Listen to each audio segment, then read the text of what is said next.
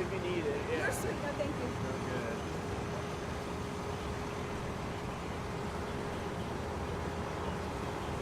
Okay.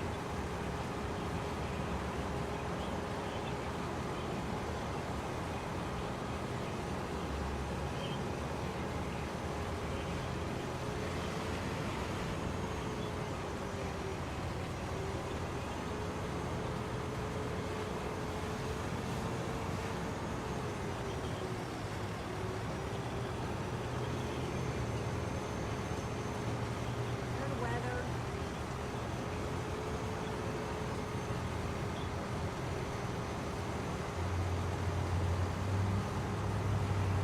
What are you guys going on? We're not. We're gonna be. We're just live streaming.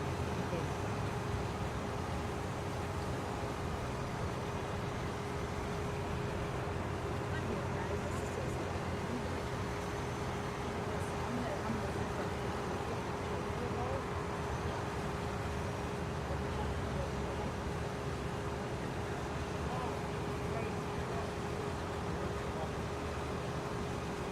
Thank you.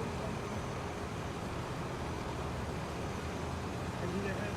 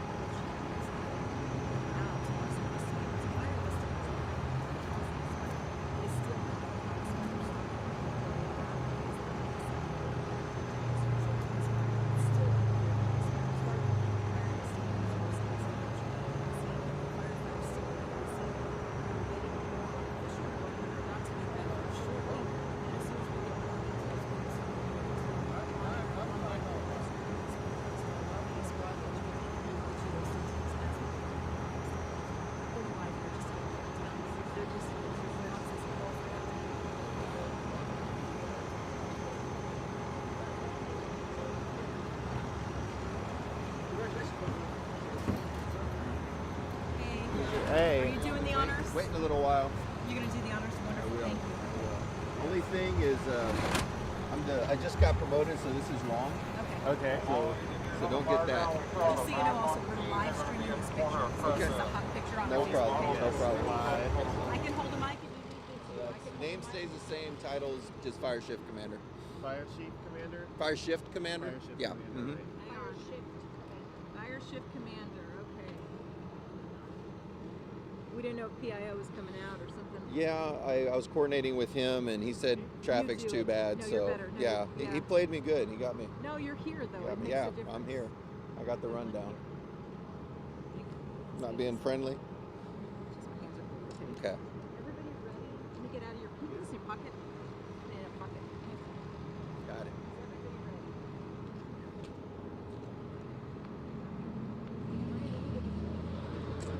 All right.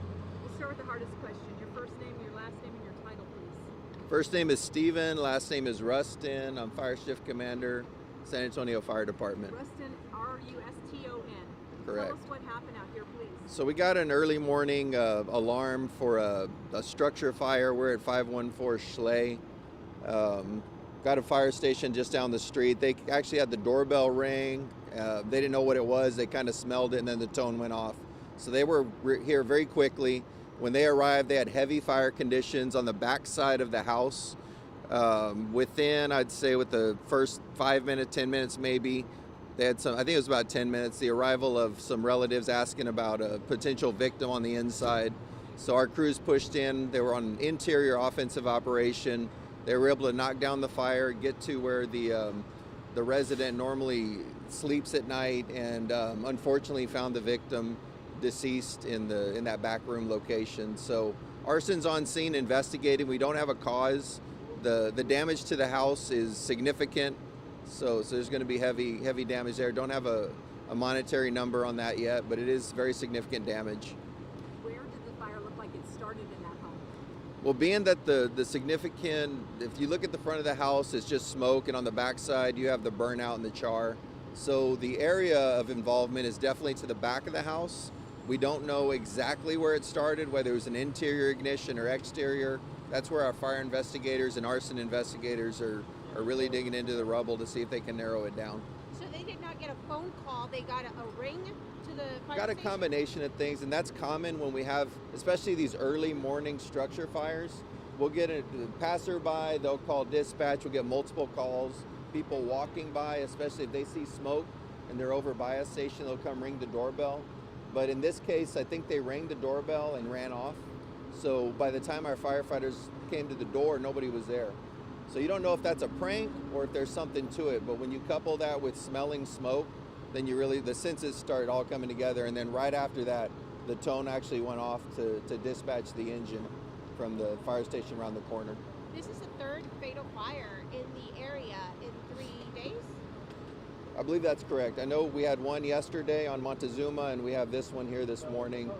So that's adding up, and this is unfortunately a reality of when these cold temperatures set in our area, and we have several different causes. A lot of times it's space heaters, but the real thing that everybody, I mean, we do the messages, the PSAs about keeping space heaters away from combustible objects. But the thing that we really got to hammer in for everybody, and look out for your loved ones, your family, and you're at each other's homes, make sure your smoke detectors work. Make sure they're present. Nowadays, the smoke detectors don't have the same batteries they used to. They last up to 10 years. So it's important to just check those as often as you can. Make sure that they function and that they're in the appropriate areas in the house. We do have a program to request smoke detectors. You can call 311 and request the detectors. You can go on our website, on our fire prevention area and community safety, and do a smoke detector installation request. But honestly, smoke detectors aren't expensive for most, so they're very attainable. We have those programs in place for those that can't get them themselves, but for the majority of the population, go out to the store and get a smoke detector if you don't have one functioning. Can you tell us anything about the victim? All we know is elderly male in the back of the house. We have some family on scene, but that's all we know. Does the family live nearby in the street that they were alerted so quickly? They must. I'm not totally positive on that, but they got here very, very quickly. So I'm assuming that they live in or around the area. I'm not exactly sure where, but must be nearby. Was there evidence of smoke detectors in this home, or that there was a space heater or anything like that? I haven't got any of that information yet. Unfortunately, and not speaking to this situation, that's often a combination we see whenever we have elderly living alone in an older home. And this area of town has a lot of older homes and residents that have been here a very long time. And it's very common that, time gets away from us and we think that smoke detector was checked last year and it was 5 years ago or so. So we really got to be diligent, not just to look out for ourselves, but look out for our older, our grandparents, our parents, and so forth. To whenever we're in their homes, just ask the question. And we do that as first responders. We come into these houses for a medical event or something that's not a fire in nature, and we'll do those kind of checks. But we can't get inside every home, so it's really a full community effort. Is there any idea on who could have done this? I know we heard some chatter about homeless encampments in the area. I don't think that had anything to do with this at all. That is a factor in the community, but to ignite a home like this right next to it, it's pretty isolated to the house. I don't see that being a realistic cause of this fire. Is anyone detained, or is there still just kind of a focus on the house with the arson? There was one individual that was detained momentarily to be interviewed, and as far as I understand it, no charges pending or suspicion or anything, just information gathering. Wind a factor. It was a wind effect. The wind, you can feel the wind right now. It's not heavy. It's right in here next to Highway 90, so that alone generates wind. But it wasn't a factor. I think if we had a really severe wind, this house could have gone completely up. So we have been battling wind with the way the weather's been going. But this morning, I think we got kind of a break. It looks pretty calm right now. I think maybe 5-mile-an-hour winds or so. Usually for us, when it gets above 10, definitely above 15 miles an hour, we're going to put that into our equation for how we're going to fight the fire. And No firefighters hurt, nobody else hurt? no injuries, no. Thank you so much. Thank you. You're welcome.